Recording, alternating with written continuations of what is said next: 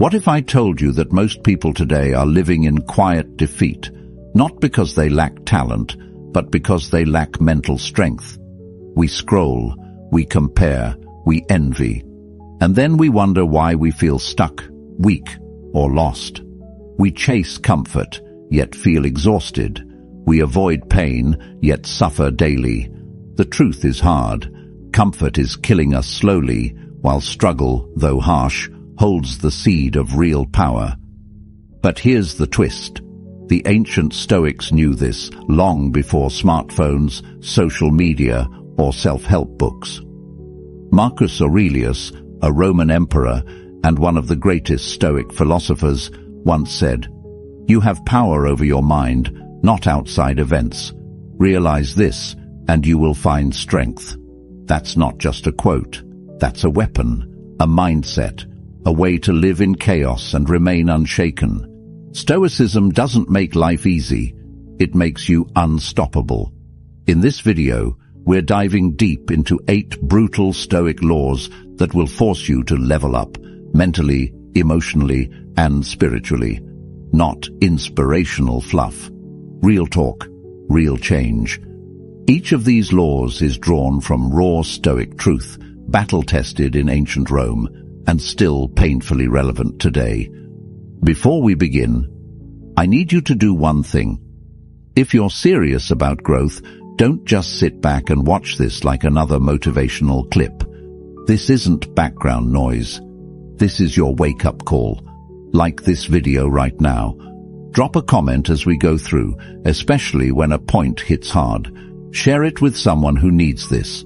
And most importantly, don't skip any part, because even one missed law could cost you clarity or courage in a moment that matters most. Let's begin. Number 1. Embrace discomfort like a friend. We've been taught to run from pain, but the Stoics taught the opposite. Run toward it, eyes open. Think about your greatest growth moment. Did it happen when you were comfortable, relaxed, and everything was easy? Or did it happen when life punched you in the face and you had to choose, rise or stay broken? Marcus Aurelius faced wars, betrayal, illness, and still led with calm. He didn't avoid discomfort. He invited it to shape him. The impediment to action advances action. What stands in the way becomes the way. Marcus Aurelius. That's not poetic fluff. That's law. Every obstacle, a chance to sharpen your will. Every delay, a test of patience. Every rejection, a teacher of resilience. Modern life tells us, avoid pain. Stoicism whispers back, train for it. That cold shower, a test. That hard conversation, a path. That gym session when you're exhausted, that's where your character is being carved. The Stoics believed that by choosing controlled discomfort, you prepare for the chaos of life. So, when the storm hits, you're already built for it. Seneca, another Stoic, practiced sleeping on the floor, eating plain food, wearing old clothes, not out of self-hate, but self-training. Why? Because then, when life strips away your comfort, you're not shocked. You're ready. And here's the truth. Discomfort is not your enemy. It's your mirror. It shows you who you really are, and more importantly, who you're becoming. We avoid small pain today, only to suffer bigger pain tomorrow. But if you lean in, walk through that fire with awareness, something wild happens. You stop fearing the pain, and that's the beginning of freedom. From now on, see discomfort like a sparring partner. It might bruise you, but it's building you. Choose one small discomfort today, and do it. No debate, cold shower, deep talk, sit with boredom. Remind yourself, this is how warriors are forged, because the only way to become unstoppable is to stop running. I want you to drop this affirmation in the comments. Discomfort is my training ground. Number 2, stop being owned by your emotions. How often do your emotions control your day? Someone says something rude, and you snap. Plans change, and your whole mood shifts. You feel lazy, so you skip the gym, the work, the discipline. It's not just you, it's all of us. But the brutal truth: if you are ruled by your emotions, you are a slave to them. And the Stoics believed that slavery to emotion is worse than chains on your wrists. Epictetus, a former slave turned Stoic teacher, said, "Any person capable of angering you becomes your master.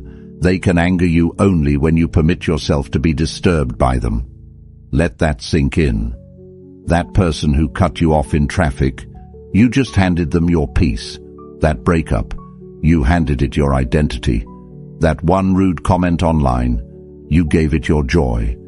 You see, Stoicism doesn't ask you to ignore emotions. It teaches you to observe them, understand them, and respond instead of react. The difference between a child and a Stoic: the child throws a tantrum. The Stoic sits in the storm and thinks. Marcus Aurelius, the most powerful man of his time, wrote in his private journal, which became Meditations, "If you are distressed by anything external, the pain is not due to the thing itself, but to your estimate of it, and this you have the power to revoke at any moment." That's the kind of control we rarely talk about, the power to not be shaken by what doesn't deserve our energy. And yes, it's brutal, because it means you can't blame others anymore. You can't say, "He made me mad," or "She ruined my day." You realize it's all you. The reaction, that was your choice.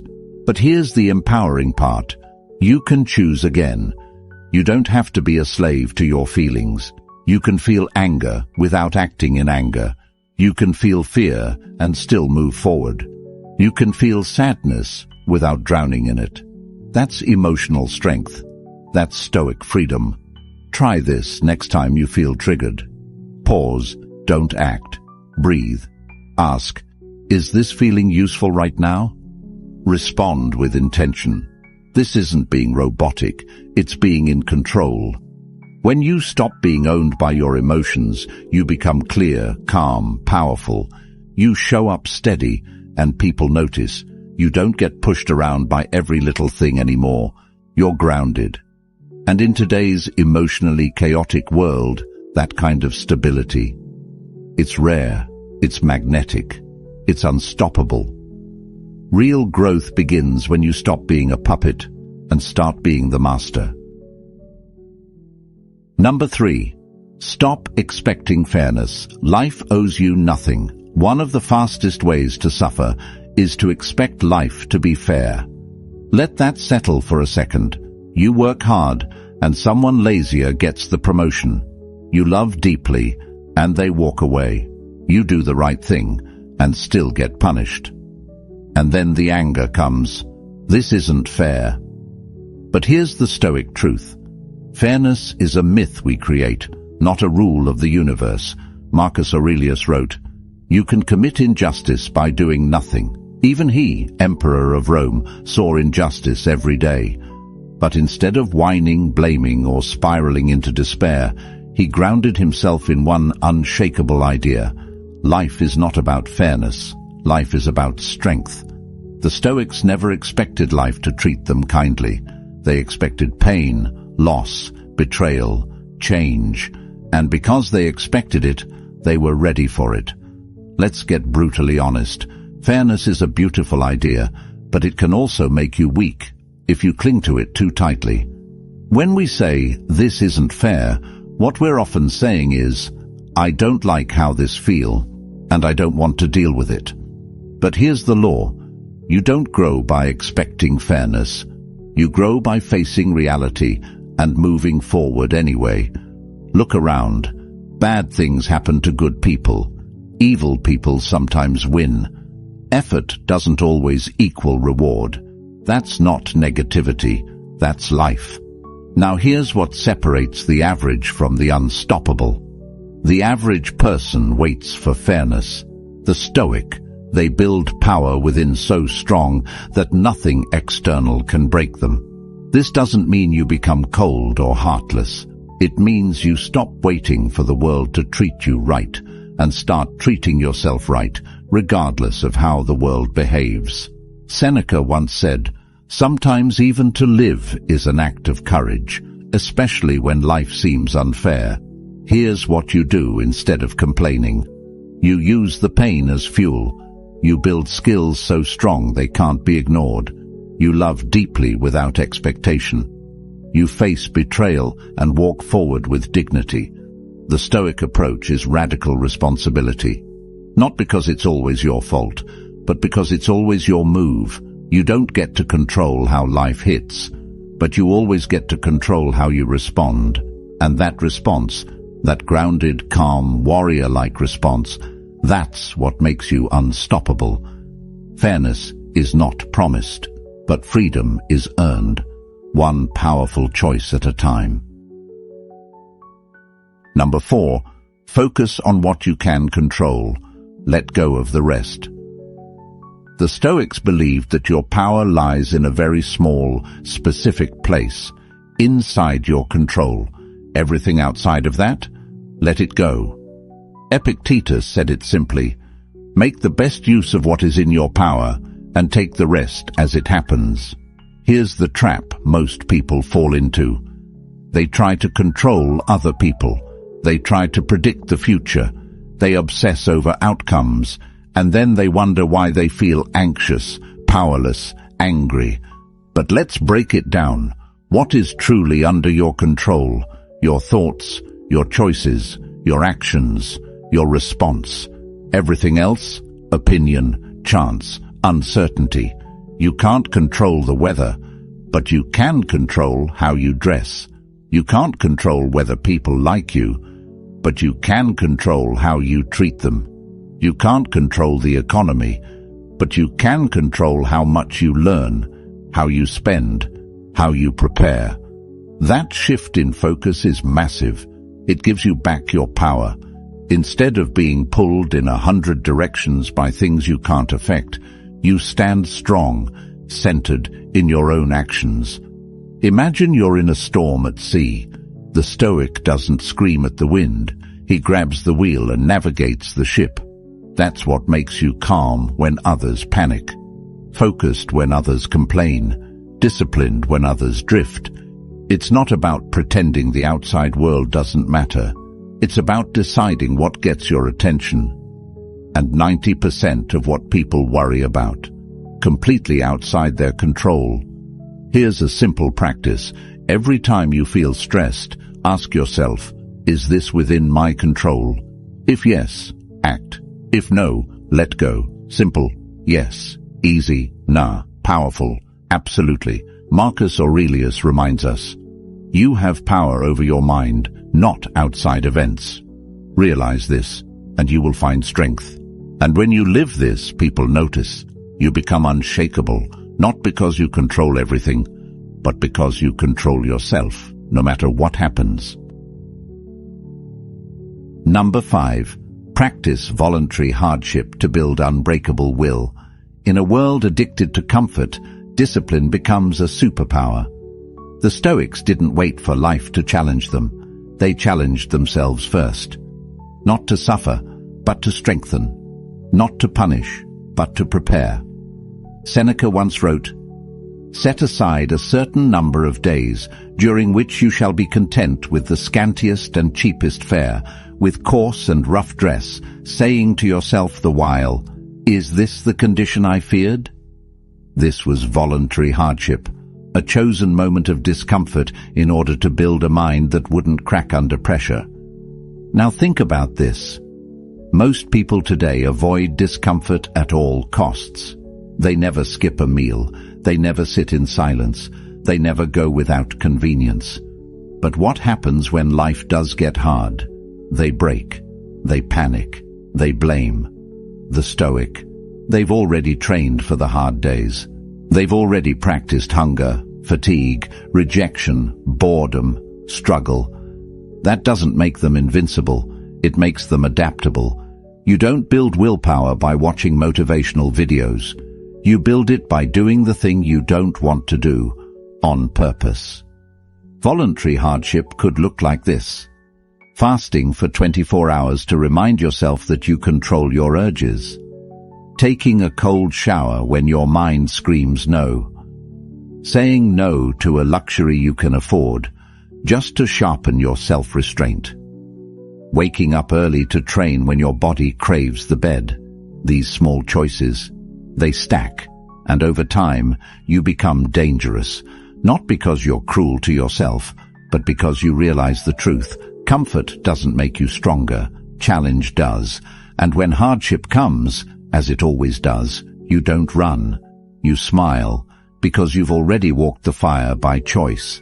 Marcus Aurelius ruled during plagues, wars, and betrayals, yet he wrote with calm and clarity. Why? Because hardship wasn't a shock to him, it was expected.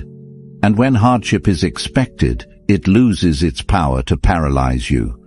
So instead of asking, how can I make life easier? Ask, how can I become stronger? Practice being hungry, practice being alone, practice being cold, tired, rejected, bored, and remaining focused through all of it. Because one day, life will throw more at you than you think you can handle, and when it does, you'll rise. Number 6, detach from outcomes. Fall in love with the process. We've been taught to obsess over results. Get the job, win the deal, hit the goal, earn the money, be admired. But Stoicism flips the script. Detach from the outcome and master your process. Why? Because the result is never guaranteed, but your effort is always within your control. Epictetus said, "Freedom is the only worthy goal in life. It is won by disregarding things that lie beyond our control." When you cling to results, you set yourself up for suffering. You hit the gym for a week, don't see abs, you quit. You launch a project, it flops, you feel worthless. You love someone, they leave, you collapse. But what if instead you fell in love with the work itself?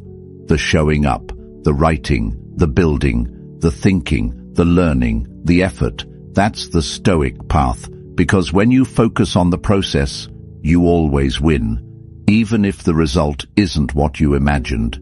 And here's the kicker.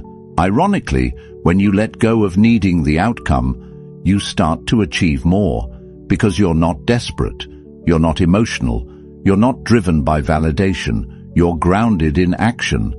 Marcus Aurelius wrote, "Never let the future disturb you. You will meet it if you have to, with the same weapons of reason which today arm you against the present."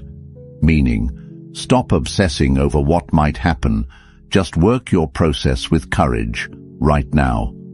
If you're a writer, write, not to go viral, but to sharpen your mind. If you're an athlete, train, not just to win, but to master your body. If you're building something, build, not for applause, but for pride in the effort. The moment you tie your worth to outcomes, you become fragile. The moment you tie your worth to discipline, intention, and focus, you become unstoppable.